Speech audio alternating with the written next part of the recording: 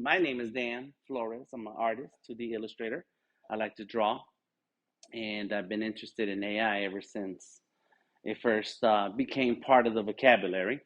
And though there are different um, parts of the conversation that is very emotionally charged in the around artists because AI is taking the place of artists. Yeah, I hope not, right?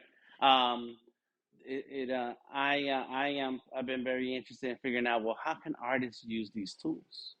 Yeah. So how can we use them? Just like we went from, uh, uh, we were at a presentation yesterday where they talked a lot about the train, and it's like, well, there's a lot of travel, and the train kind of got left behind when the highway system became available and flying became affordable.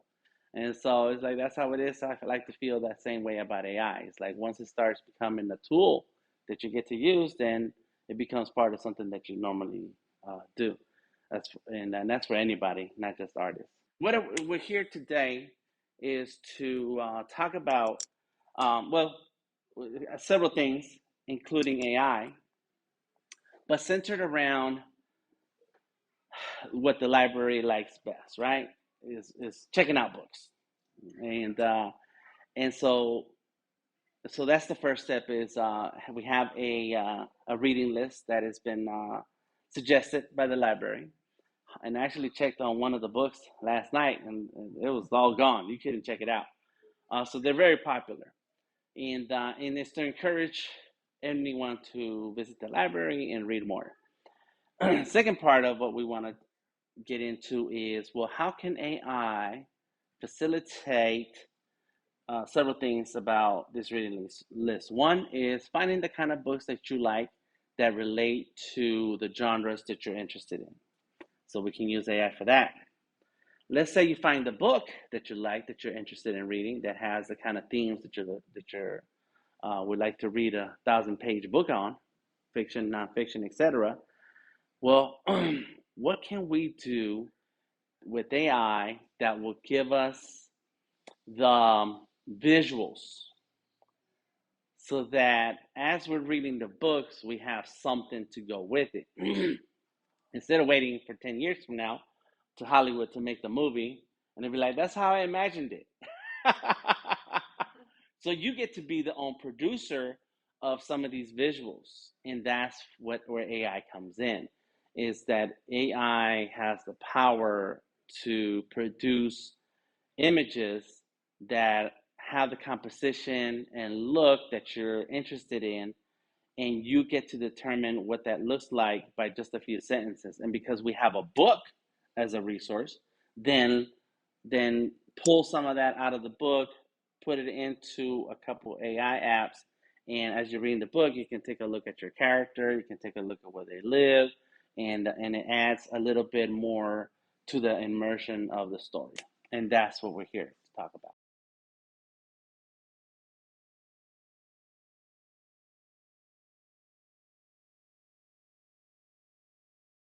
This is the suggested reading list by provided by the library. There's AI focus on the left and the adventure books on the right. And so as I was scrolling through and putting this page together, I said, well, let me find a book that I'm going to work with and try out some things today. And it's called, the book that I picked is called Womb City. I was like, that's an interesting name. And so as we get to the end of the list, we find that I found the cover to the book. So it's Womb City. And it's kind of freaky looking, but it reminds you of the Matrix a little bit, right? And it's like, okay, that's cool. So that's the actual book, and if you can find it in the library, good for you, because it's they're all checked out. And if you want to, oh, this is supposed to be hot, but it's not. It should take you to the libraries where you can find the book. All right. So the first things that I did once that I found the book, right? I said I went to ChatGPT. I said, hey, ChatGPT, what's going on with you today? Please tell me about this book. I want a synopsis and a genre breakdown. And then I typed in the name of the book. And ChatGPT responded by telling me about what is Womb City about, genre blending novel that combines elements of cyberpunk, African futurism, and so on and so forth. And then the character. They talked about the character, Neela, a woman, and then she has an abusive husband and a mother-to-be with a baby growing in a government lab. Oh my gosh. All right, and she kills a woman and so on. She tells you some things about the book. It's like, all right, that's cool. It's kind of very interesting. The novel's rich with social commentary, drawing parallels, and for more synopsis and explore the book further, it provided me with links. And so the very first step is already giving me enough of the book to say, you know what, I'll read this, kind of like a trailer for a movie, right? Okay, I'll read this. So I will, without any other information provided to ChatGPT, ChatGPT gave me an answer about this book. I was like, okay, cool, great. So then I said, and I mentioned a place. There was a place in here somewhere. Where is the name? But oh yeah, it says set in a dystopian future, Botswana, and the name struck at me because the first part of that word is bots, like robots. I'm like, wait a minute, are we talking about we made up a city about robots? And no, my wife reminded me that there was this TV show based in that African city.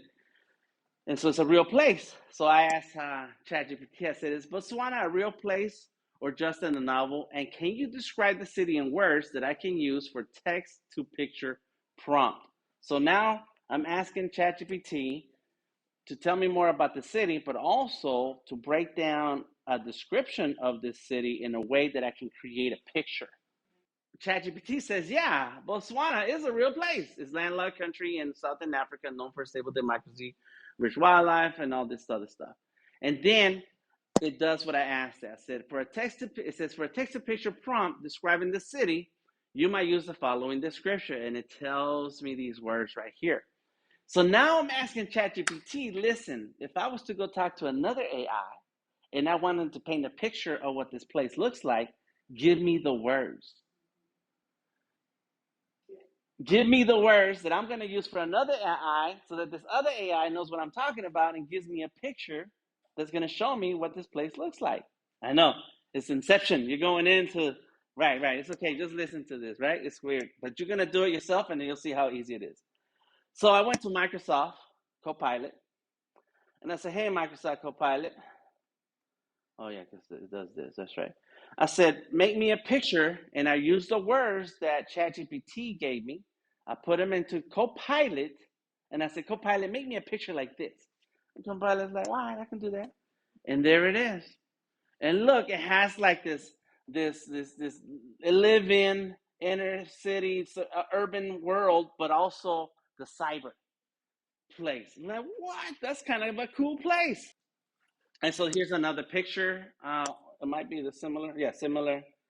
There was another picture and another. So Copilot gives you 4 pictures at a time. And it's like, this is cool. And you can see something flying around there. You know, very modern cyber punk. And then you still have the peoples down here. And you can actually see some people. They're like that.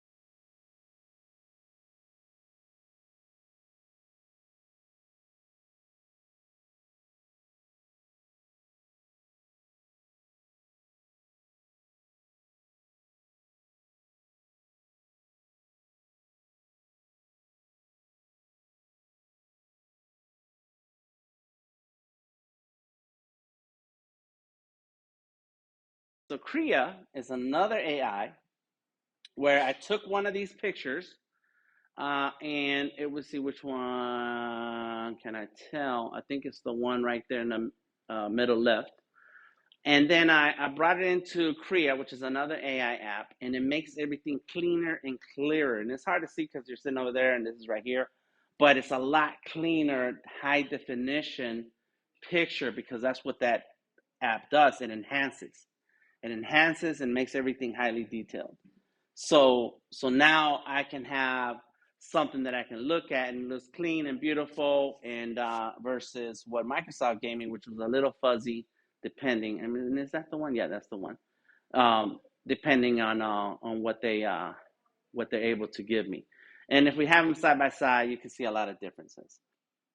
All right, so I finished the world building. That's it. And I know what world Botswana is in, right?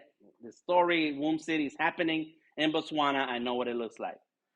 So now let's talk about the main character. What about her? So I said, this is awesome. This one I'm me talking to ChatGPT now. Tell me more about Nila. What does she look like? How does she dress? What is her age? And can you describe her in words?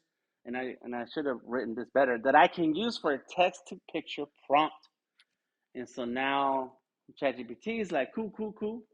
The protagonist of Womb City is a complex character navigating a harsh dystopian reality. Here is a detailed description based on the novel. And so then there it is. It tells me about her age, her build, and her skin and eyes, etc. Attire, and then it says, here's the text-to-picture prompt that you asked for. And it tells me about, it breaks it down to a minimum of 3 sentences and so on. Durable, weather-resistant fabric and muted earthy tones like olive and green brown. Okay, cool. So I took that small paragraph and went into another AI place. Firefly, I pay for it because I do have a Creative Cloud account. And so Firefly says, here's what she looks like. And I do like her hair. I didn't get the earthy tones because of the settings that I had selected in the app itself. So I got a lot of purple and pink. But it's cool. It's all right. And so there are settings in Firefly so that if you want a picture versus a photo, so that if you want different kind of photo effects, the lighting effects, there's a whole lot of things that you can change. So a lot of purple, a lot of the bokeh effect. I guess I forget what it's called, where the person looks very clean and clear, but the background looks fuzzy and stuff. And so here we go. So we got this character. It's like, oh, that's cool. Thank you, Firefly. Oh, they're very fashion. But then I went to Microsoft Copilot and I changed something. I also said she was from her late 30s or early 30s, something like that, and I changed it to late teens because if I'm trying to put this together to interest younger kids to reading, then I need to have a character that's more looking like someone they want to know more about. But there she is now, and I guess that's somebody that Copilot decided to make her part of a troupe or something, and because it is futuristic and she's trying to survive, it's not gonna be fashion. It's gonna be utilitarian clothing, and there she goes. Yeah, it does, right? Yeah, she's looking at you like, what we gonna do about this? And there she goes, and then finally right there, and it's like, these are good, Copilot, thank you. Then I took that from Copilot into Krea again, and it came up with this. And so it just cleaned up a lot of the fuzziness and gave me a lot more detail in the clothing. And so this looks like a harsher canvas type of military, leathery. You can see the leathery feel to that, and then the nice and fuzzy, comfortable scarf. And then her hair, her eyes got clearer, all of that. And so now we have our environment and we have our main character. And I can do this with all the different characters. And let me tell you, if you like reading history, if you like reading mythology, it's real easy to get lost. They're like, who is this guy? What did they do? What happened? And hello, come on in. And after like 20 pages in, you don't forgot who the first person was that you started reading about. So this is a great way to start visualizing your characters in any story, so that as you're reading, you're understanding who you're looking at, what is this paragraph, and who's related to who, and so on. What if I had a soundtrack to listen to while I'm reading my book, looking at my pictures? Because AI can do that. It's crazy, right? And I asked ChatGPT. I said, "Hey, if Whim City had a soundtrack, uh, what would the music sound like?" And I forgot to add the question that I asked ChatGPT. And ChatGPT said, if Whim City had a soundtrack, it would feature a mix of genres that reflect the novel's intense, futuristic, and culturally rich setting. And it gave me a description, and I used that description to bring it into Suno AI,